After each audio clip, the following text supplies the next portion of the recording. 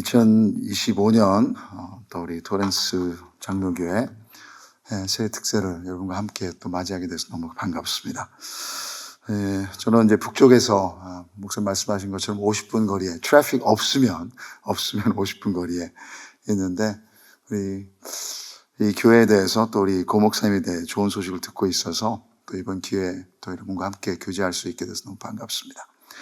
그래서 저는 PV에서 산불이 났다 그래서 여기를 걱정하고 있었는데 새벽 기도가 될까? 네.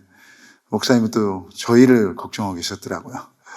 그래서 서로 또 걱정하는 마음으로 이렇게 임할 수 있어서 너무너무 좋습니다. 같이 기도 한번 하고 하나님 말씀 듣도록 하겠습니다. 하나님, 우리의 삶이 이렇게 불확실합니다. 우리가 원하는 대로 원한다고 되는 것도 아니요. 산불 한 번 나면 이렇게 우리들의 마음이 흔들립니다. 주님, 다시 한번 이런 산불을 통해서 우리의 삶이 얼마나 참 하나님 없이는 진짜 이렇게 흔들리는 삶이고 불확실한 세상에 살아간다는 것을 다시 한번 기억하게 하여 주시고, 이 모든 것을 주관하고 계시고 우주의 하나님이시고 우리 삶의 주인이 되시는 주님을 바라보는 시간 되게 하여 주시옵소서. 특별히 주님, LA에 또 이렇게 지금 많은 사람들의 삶을 위협하고 있는 산불을 빨리 멈출 수 있도록 주님 은혜 내려주시고 자비 내려주시고, 진정으로 이것을 통해서 우리 크리스천들이 더 주님을 바라보며 기도하며 격려하는 시간이 되게 하여 주시옵소서. 오늘도 말씀으로 우리에게 또 주실 것을 감사드리며 예수님의 이름으로 기도드립니다. 아멘. 여러분, 믿음이란 주제 너무나도 중요합니다. 여기도 이렇게 히브리서 11장이 나와 있지만 또 6절에 보시면 Without faith, it is impossible to please God. 좀 믿음 없이는 하나님을 기쁘시게 할 수 없나니. 그래서 믿음 없이는 하나님과 교제는 진짜 불가능하다는 것이죠. 그래서 믿음은 우리를 구원으로 두르게 하는 통로입니다. 그리고 참된 믿음은 우리를 행함으로 인도합니다. 그래서 또 진짜 믿음에 대한, 행함에 대한 믿음을 야고보서에서 얘기해 주죠. 우리 삶에 분명한 변화를 가져온다. 야고보서 5장 17절부터 18절에 엘리야에 대해서 얘기하면서, 엘리야는 우리와 성정이 같은 사람이로되 그가 비가 오지 않기를 간절히 기도한즉 3년 6개월 동안 땅에 비가 오지 아니하고 다시 기도하니 하늘이 비를 주고 땅이 열매를 맺었느니라. 그래서 참된 믿음의 기도는 하나님의 기적을 경험하게 할 줄 믿습니다. 그래서 오늘 그런 기도를 드리시는 여러분 되기를 주님의 이름으로 축복합니다. 자, 그런데 여러분, 참된 믿음을 위한 prerequisite, 필요 조건이 있다면 저는 그것이 참된 회개라고 말하고 싶습니다.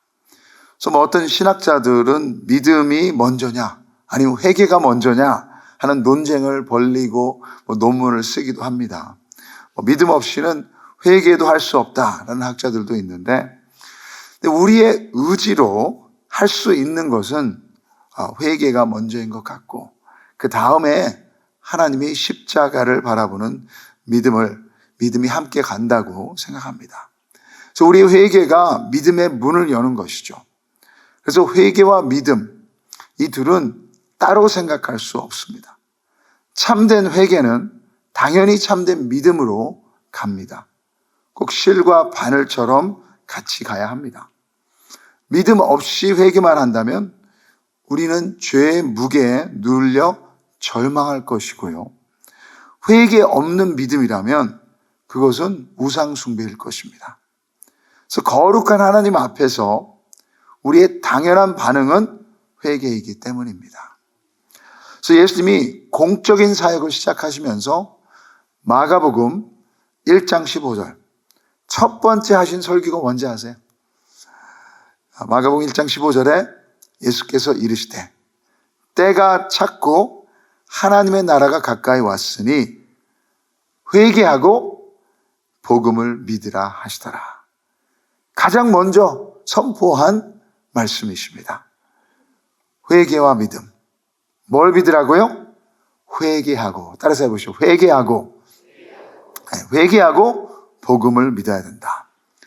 그래서 오늘 이 아침에 참된 믿음을 위해 참된 회개를 보기를 원합니다. 6개월 전에 제가 이빨 교정을 시작했습니다. 그래서 이 나이에 무슨 교정이냐. 근데 저도 진짜 그렇게 생각했는데 막 이빨이 자꾸 막 삐뚤어지고, 원래 삐뚤어졌어요. 근데 막 나이가 들면서 더 몰리는 것이고, 그래서 계속 심해지고, 그리고 이번 2024년도 봄부터 턱이 막 빠지기 시작하는 거예요. 그래서 계속 이 클리킹 사운드가 계속 나고, 그래서 이빨 교정으로 정말 이것이 고쳐질까 의심했었는데, 아내의 지속적인 잔소리 때문에 제가 교정하는 이제 orthodontist를 만났습니다. 그래서 상의를 하니까 그분이 저하 클릭이 고쳐진다. 그래서 시작을 했어요. 정말 변화가 있더라고요. 턱이 이제는 안 빠지고, 항상 겹쳐있던 한 번도 제 혀로 그 부분을 터치해 본 적이 없었던 이빨의 뒷부분들을 이제 최근에 터치할 수 있게 됐어요. 정말 신기하더라고요. 근데 괴로운 것이 있습니다. 뭘 먹고 나면 이빨에 음식이 자꾸 끼어서 제가 입 안에서 계속 뭔가 막 이렇게 움직이는 것처럼 보이기도 합니다. 별로 좋은 모습은 아닌 것 같은데요. 또 한 가지 불편한 것은 저녁에 이빨 닦을 때는 거의 10분에서 15분 정도를 입 안을 청소를 해야 돼요. 얼마나 음식 찌꺼기들이 많이 끼는지, 또 많이 나오는지, 이 물 기계로 먼저 플라스로 빼내고, 그다음 또 빼내고, 헹구고, 칫솔질하고, 그래도 마지막까지 뭔가가 고춧가루 같은 것들이 끼어 있어요. 제일 비유가 상하는 것은 콩나물, 미역, 이런 나물 종류들이 막 이렇게 빨려서 나올 때, 더 기분 나쁜 것은 다음날 아침에, 저 비유가 좀 쉽게 상하는 편인데, 어디서 숨어 있었는지 다음날 아침에 입을 막 헹굴 때 막 검정 것들이 막 튀어나와요. 너무 싫어요. 근데 그럴 때마다 지속적으로 하나님께서 저를 리마인드 시키시더라고요. 그게 네 마음이다. 네 마음 속에 남아있고 숨어있고 깊숙이 박혀있는 너의 죄성이다. 이렇게 더럽고 비위상하고 기분 나쁜 것이 나의 모습이구나.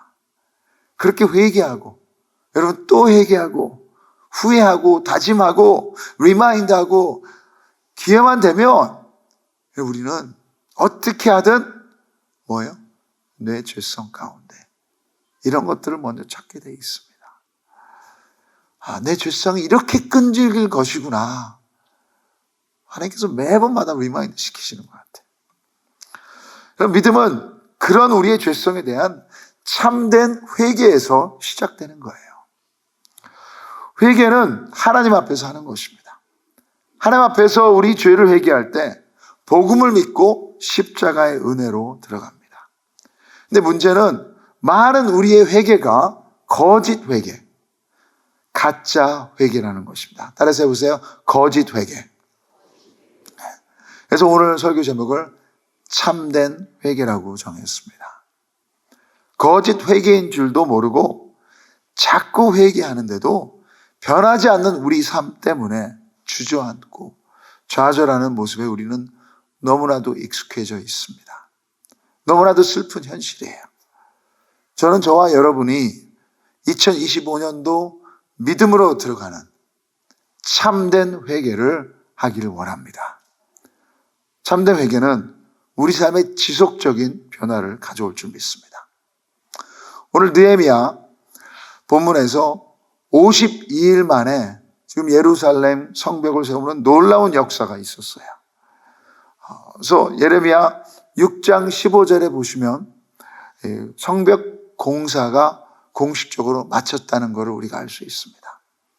근데 느헤미야가 대단한 것은 느헤미야 사역에 주된 목적을 그가 제대로 알고 있었다는 것입니다. 성벽 사역의 목적은 성벽을 세우는 것이 가장 중요한 궁극적인 목표가 아니었습니다. 그 성벽을 세움으로 인해 하나님을 만나게 되는 것, 새롭게 하나님을 만나는 거예요. 성령의 역사를 체험하는 것입니다. 그런 새로운 하나님의 은혜가 느헤미야가 성벽을 건축한 다음에 8장과 이제 9장에서 임하는 것입니다. 에스라 제사장이 하나님의 말씀, 율법을 읽으며 백성들이 모여서 말씀을 들었습니다. 그리고 그들의 마음의 말씀이 깨달아진 거예요. 그래서 초막절 예식이 끝나자 이스라엘 자손들은 자발적으로 다시 모여 금식을 하게 되는 모습입니다.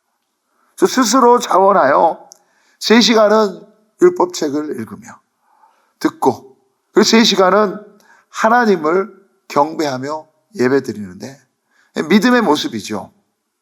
근데 여기에 너무나도 중요한 것이 자기 죄의 고백이에요. 1절부터 3절을 다시 한번 읽어보겠습니다.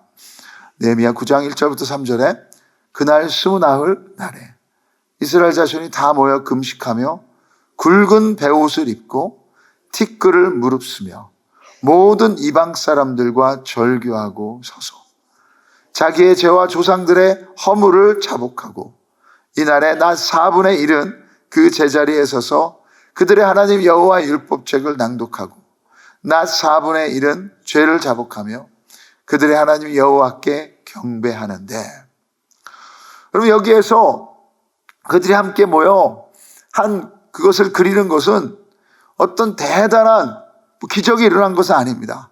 그런데 오직 말씀, 회개, 예배, 하나님을 경배하는 것, 이것이 여러분 믿음의 사람들의 모습이죠. 오늘 우리가 간절히 사모하는 것도 이것입니다.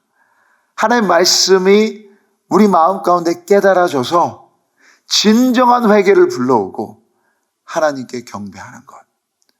그럴 때 2025년도 우리의 삶이 믿음의 삶으로 변화될 줄 믿습니다. 근데 목사님, 우리가 기도할 때마다 회개하는데요. 수양에 올라가면 특별한 이벤트가 있으면 눈물, 콧물 다 흘리며 회개하는데요. 계속해서 그렇게 회개할 것들이 있나요? 네, 있습니다. 크리스찬 삶 속의 회개가 멈추면 십자가를 보지 않게 됩니다. 십자가를 보지 않으면 나의 의로 살아가게 되고 하나님의 은혜를 떠나는 일이 분명히 일어납니다. 그래서 사도 바울은 자기가 오직 자랑하는 것은 십자가라고 갈라디아서에 얘기하는 거예요. 종교개혁자 마르틴 루터가 위텐버그 그 교회당 문 앞에 95개의 조항을 붙이면서 제일 첫 번째 조항을 회개에 대해서 얘기했어요. All of life is repentance. 우리 주 예수 그리스도께서 회개하라고 하셨을 때 이는 신자의 삶 전체가 회개하는 삶이어야 함을 말씀하신 것이다 라고 마르틴 루터는 얘기를 했습니다. 그래서 회개는 지속적이고 밥 먹고 잠자는 것처럼, 어쩌면 숨 쉬는 것처럼 우리의 참된 회개가 라이프 스타일이 되어야 합니다. 근데 어떤 큰 이벤트가 아니라 지속적이고 일상적인 회개를 하다 보면 우리는 우리 자신을 속일 때가 너무나 많습니다. 회개라고 하면서 형식적이고 습관적인 가짜 회개를 합니다. 저도 부부싸움을 해보면 진짜 화해가 된 때가 있고요, 아니면 형식적으로 화해를 하는 때가 더 많은 것 같아요. 그래서 부부싸움 하고 나면 불편하잖아요. 그리고 밥을 먹어야 되잖아요. 그리고 또 잠자리에 들어야 되는데, 그럴 때는 형식적인 화해가 먼저 나와요. 그래 당신이 이겼어. 그래 당신 말이 맞아. 그러면서 뭐예요? 빨리 넘어가려고 하는 것. 근데 여러분, 그거는 오래 가지 못합니다. 제 아내가 눈치가 빨라가지고 금방 들켜요. 여러분, 복음 안에서 보면 이 가짜 회개를 가식이라고 할 수 있어요. pretending. 그것은 뭐냐면 하나님 앞에서 난 그래도 괜찮은 사람인데, 이만큼이면 저기 저 사람보다는 나은데, 다른 사람에 비해서 뭐 그렇게 용서까지 구할 일은 아닌 것 같은데, 뭐 어쨌든 하나님 용서해 주세요. 이러고 나오면 마음이 살짝 후련해질 수는 있을 수 있어도 진정한 삶의 변화는 일어나지 않습니다. 믿음으로 이어지는 회개가 아닙니다. 형식적인 회개, 십자가의 은혜를 체험하지 못하는 것입니다. 최근에 교회에서 자랐고 또 교회를 떠났다가 다시 돌아온 젊은 형제하고 이야기를 좀 하다가 자기의 최근의 여정에 대해서, 믿음의 여정에 대해서 같이 얘기를 했습니다. 그러면서 자기가 죄인이라는 것을 인정하냐고 제가 물어봤더니 자신이 죄인인지는 알았대요. 하지만 남들과 비교하면 그래도 그렇게 나쁘지는 않았다고. 교회도 예전에 다녔고 지금도 어쩌다 다니고 웬만큼 착하게 살아왔다고. 근데 그것이 거룩하신 하나님의 기준에 절대로 미치지 못한다는 것을 최근에 깨달았다는 거. 여러분, 좀 더 착한 죄인, 좀 더 악한 죄인, 우린 그렇게 나누어지지 않습니다. 우리 모두는 하나님의 거룩한 기준 앞에서 다 죽어 마땅할 죄인인 걸 믿으시기 바랍니다. 참된 회개를 해야 진정으로 여러분 참된 믿음을 가질 수 있어요. 그러기 위해 잘못된 회개의 4가지 특징을 정리해봤습니다. 첫째는 그냥 행동만 회개하는 고백이에요. 행동만 회개하는 고백. I'm sorry for doing this. 거짓말해서 미안해. 화를 내서 미안해. 이스라엘 백성들이 그런 행동들만 고백했다면 그들의 삶에 변화가 오지 않았을 것입니다. 마음을 보지 않으면 우리 죄의 뿌리를 보지 못합니다. 그 죄의 심각성을 깨닫지 못합니다. 행동만 뉘우친다는 것, 마음의 우상을 보지 못하게 될 거예요. 잡초도 여러분, 위에 보이는 것만 자른다면 분명히 또다시 더 크게 거칠게 자라게 돼 있습니다. 겉으로 보이지 않는 뿌리를 뽑아야 합니다. 저에게 2 아들이 있는데 16개월 차이예요. 그래서 어렸을 때는 엄청나게 싸웠습니다. 그래서 막 울면 제가 그 방에 들어가면 아빠, he hit me, he lied to me, 그러면서 he broke my toy. 얘네들이 싸울 때 항상 하는 거 보면 절대로 자기가 잘못했다고 먼저 안 해요. 형이 잘못했다, 동생이 잘못했다. 항상 서로의 행동을 고발합니다. 그럴 때마다 부모님들 계시면 우리가 할 것은 판단하는 자가 아니라 그의 마음을 들여다볼 수 있는 질문을 하시면 좋을 것 같아요. 그래서 제가 그래요. So what's in your heart right now? 네 마음속에 지금 뭐가 들어있니? 그때 여러분 이제 죄가 고발되는 거예요. I hate him. 그럼 진짜 그게 드러나는 거예요. I'm angry. 마음의 죄를 보게 했던 것입니다. 그래서 여러분, 우리는 죄 아래에 있는 죄, sin beneath sin, 그거를 진정으로 해결해야 돼요. 둘째로 여러분, 근심으로만 끝나는 것은 거짓 회개입니다. 그것은 세상이 아는 근심입니다. 고린도후서 7장 10절에 보시면 이렇게 얘기해요.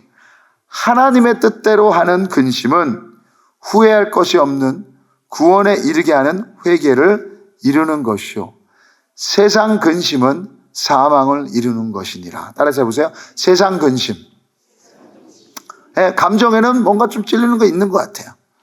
근데 하나님이 주신 양심이 있다면 여러분, 우리 안에 있기에, 특별히 종교인으로서 양심의 가책이 오면 후회를 하고 근심이 생깁니다. 두려움이 있고 아프기도 하고 미안하기도 하고요. 내가 왜 그랬을까? 다시 한번 기회가 온다면 절대로 안 그럴 텐데. 하지만 후회는 참된 회개가 아닙니다. 후회는 내 안에서 해결책을 찾게 하고 믿음이 아니라 그냥 나의 의로움의 다짐으로 이어집니다. 이제부터 내가 절대로 안 그럴 거야. 여러분 절대로 안 그럽니까? 내가 결심한다고 절대로 안 그래요? 우리 마음에 있는 죄의 뿌리를 보지 못합니다. 우리가 해결할 수 있다고 생각하기에요.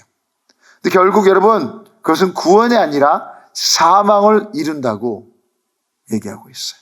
우리 영혼을 죽인다고. 여러분 그런 후회만 계속하게 한다면 결국에는 내가 진짜 죄에 대해서 무디어져 버리게 됩니다. 여러분 다윗 왕이 밧세바와 간음하고 남편 우리아를 청부살인하고 나중에 나단 선지자를 통해 그 죄가 고발되었을 때 그의 참된 회개가 시편 51편에 나오죠. 혹시 성경책 있으시면 시편 51편 한번 펴보시죠. 시편 51편 1절부터 4절에 다윗은 이렇게 자기 죄를 고백합니다. 시편 51편 1절부터 4절 같이 한번 읽어보겠습니다. 시작. 하나님이여 주의 인자를 따라 내게 은혜를 베푸시며 주의 많은 긍휼을 따라 내 죄악을 지워주소서. 나의 죄악을 말갛게 씻으시며 나의 죄를 깨끗이 제하소서. 물은 나는 내 죄가를 아오니 내 죄가 항상 내 앞에 있나이다. 내가 주께만 범죄하여 주의 목전에 악을 행하였사오니 주께서 말씀하실 때 의로우시다 하고 주께서 심판하실 때 순전하시다 하리이다.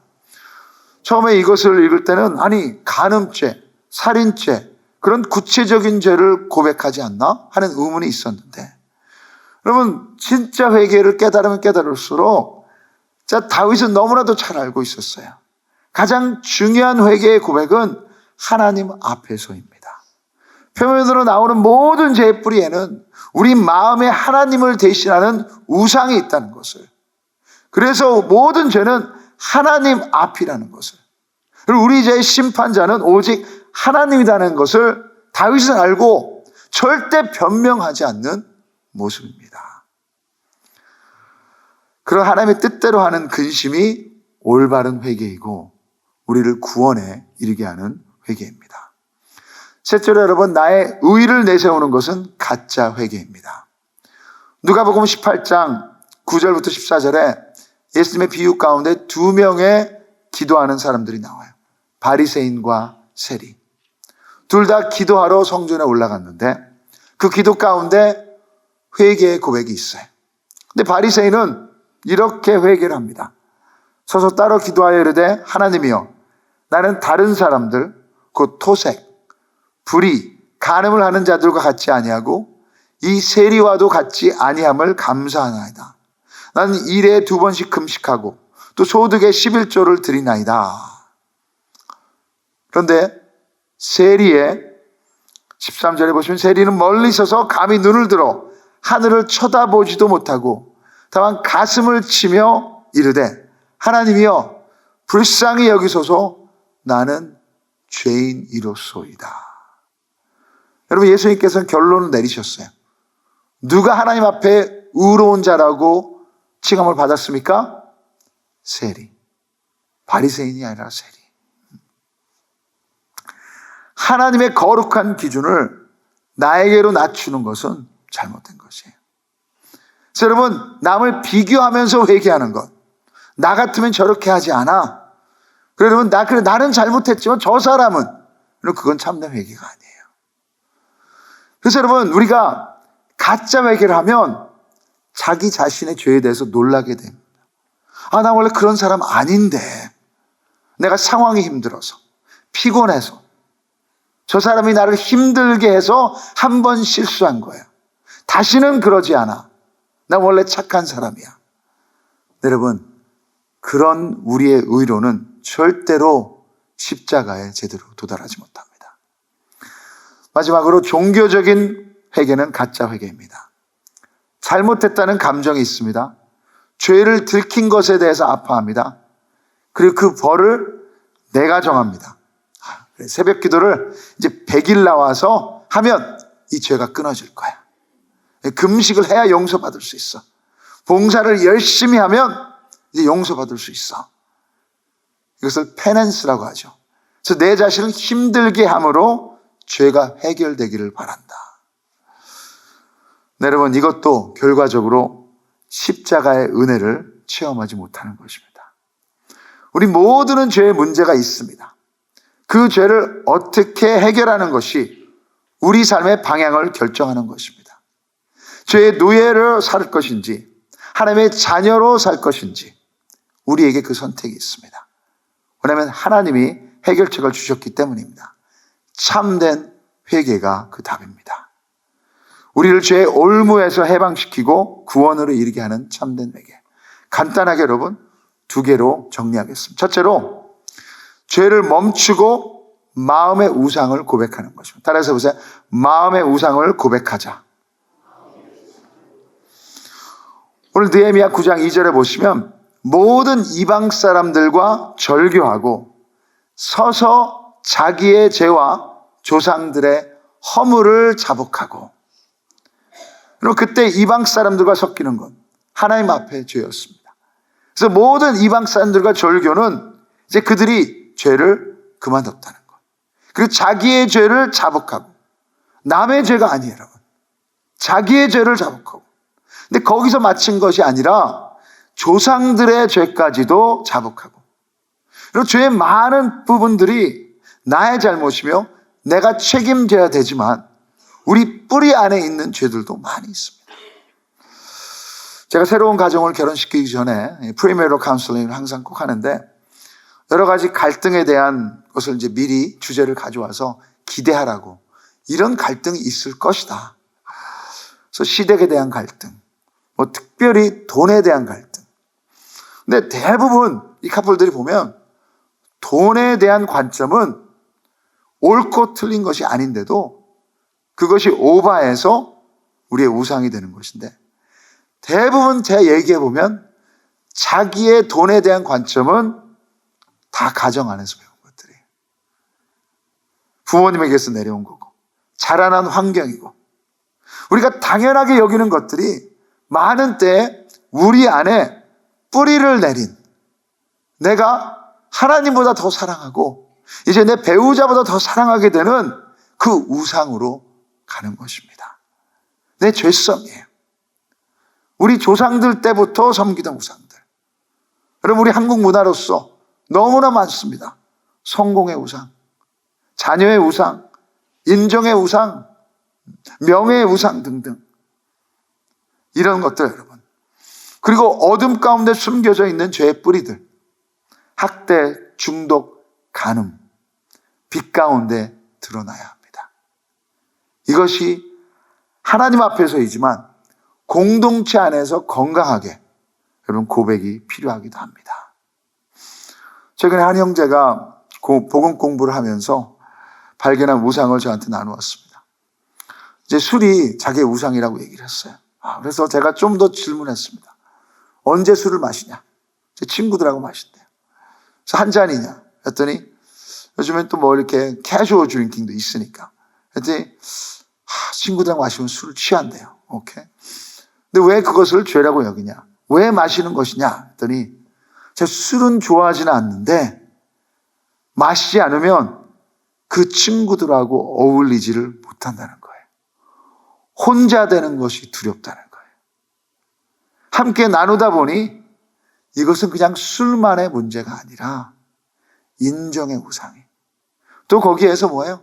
아버지와의 관계, 그 가졌던 상처, 그것이 더 드러나게 되는. 그럴 때 여러분 그가 진정한 회개로서 이제 거기에 대한 프로블럼을 발견하게 된 것입니다. 그래서 한국 우리들 교회 김양재 목사님은 회개는 인간이 경험할 수 있는 최고의 감정이다 라고 하시면서, 나는 가수다 그런 프로그램이 아니라 나는 죄인이다 라고 하는 자가 인생의 최고의 대박을 친 사람이다.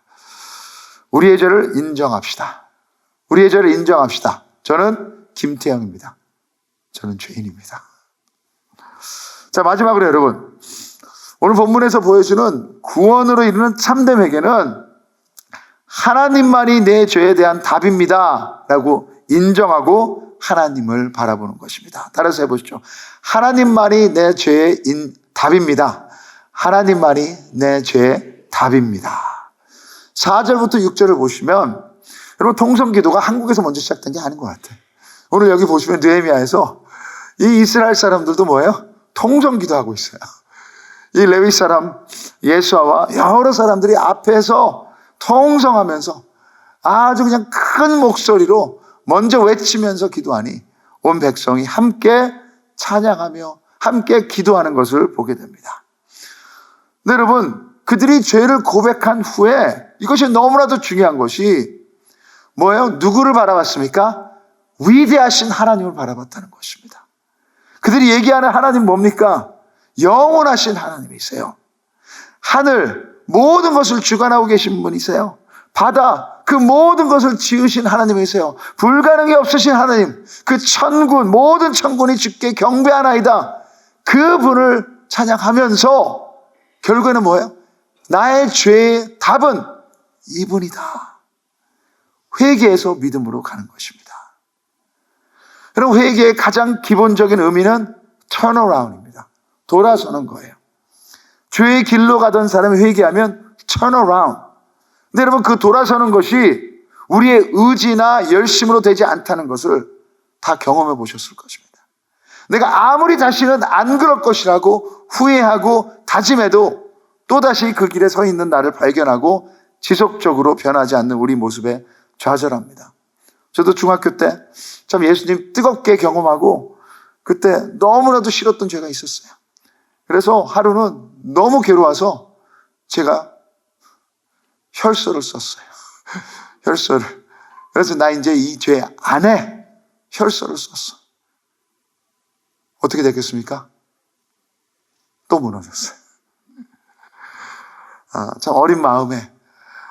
근데 여러분, 우리의 의지로 죄를 해결할 수 없어요.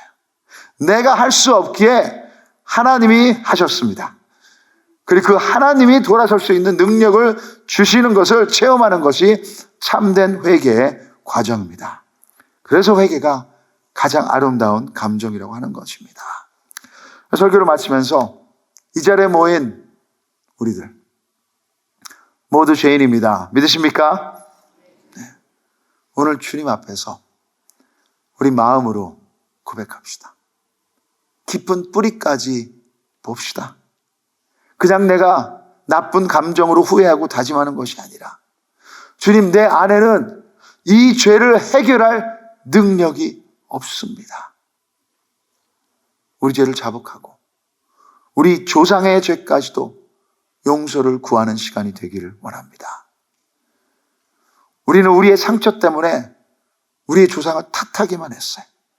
근데 이 시간 여러분, 탓하지 않고 먼저 주님, 이 죄 때문에 내가 망했고 내 자녀도 망하고 있고 내 공동체도 아파가고 있고 주님, 주님의 영광을 가리고 있습니다.